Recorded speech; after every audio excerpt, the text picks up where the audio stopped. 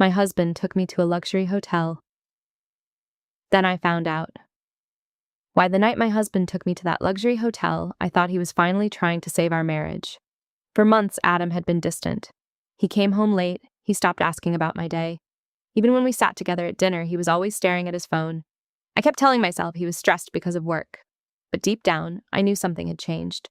So when he came home one Friday evening with flowers and said, "Pack a bag. I'm taking you somewhere special," I almost cried. I thought maybe he still loved me. The hotel was beautiful.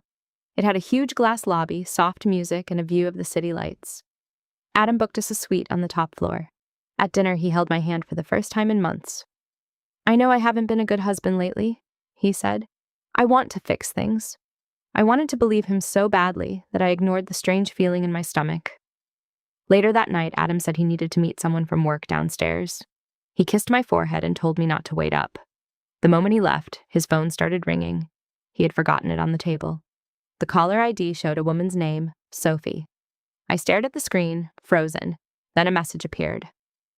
"Room 812. She has no idea, right?" My hands started shaking. Our room was 914. I knew I should not have touched his phone, but I had spent too many nights wondering why my husband no longer looked at me the same way.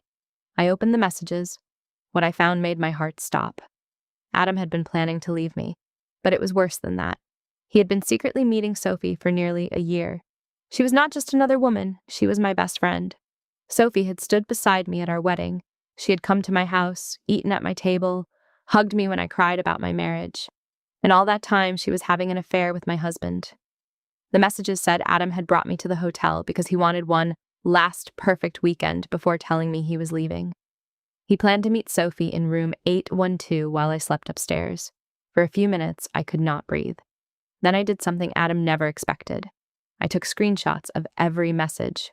I sent them to my own phone. And then I called the front desk. I asked if room 812 was booked under Sophie's name. The receptionist could not give me details, but after a pause, she said, "I'm sorry, ma'am. I can only confirm that the guest has checked in." That was enough.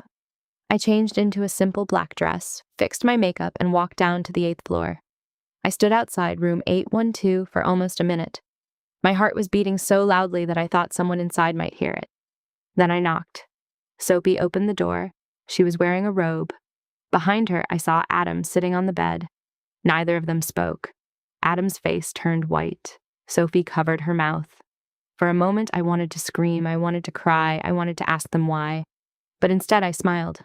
I looked at Adam and said, "I hope you enjoy your last perfect weekend." Then I walked away.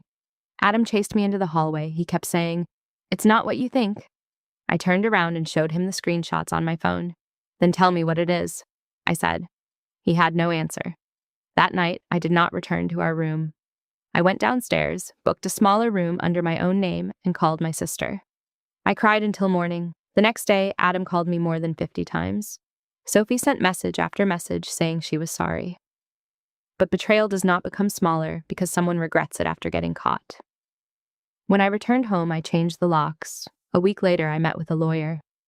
Adam begged me not to divorce him. He said Sophie meant nothing. He said he made a terrible mistake.